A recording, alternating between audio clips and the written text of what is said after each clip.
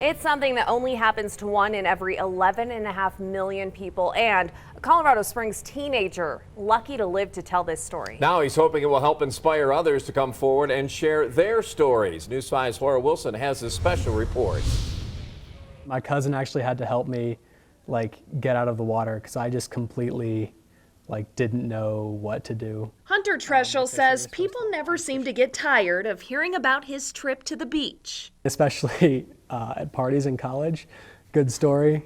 People really like that one. Treschel was in North Carolina visiting family back in 2015 when it happened. My cousin and I had gone up to the beach for the day, and we were just doing the normal beach things. They went back into the ocean to rinse off at the end of the day. And I felt what I thought at the time was a stingray brush against my ankles, and then it turned out it was a shark, and it just came up and grabbed my arm.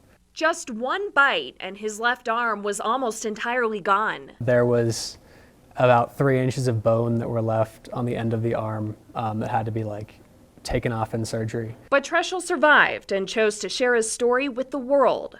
I felt like I wanted to talk about things, at least at first, and that seemed like a good way to do that. Was it therapeutic? I think so. That feeling wore off, though, after several months. I would have people recognize me in Walmart or on the street, and I just got really tired of having to basically tell them the same story 4 or 5 times a day. Treschel stepped away from the spotlight to focus on his recovery, but eventually he started sharing his story again, this time partnering with the Denver-based Limb Preservation Foundation. After my accident, I found it very healing to go out and to talk to people. Project Reach allows people who lost a limb to come together and share success and struggles. I care less about sharing my own story and more about being able to help other people connect. This past fall, Treschel was asked to be a speaker at one of the foundation's events, giving him the chance to see the impact he's had on complete strangers. I talked to another patient who said that they had been helped so much by all these stories they found online, and they knew what they could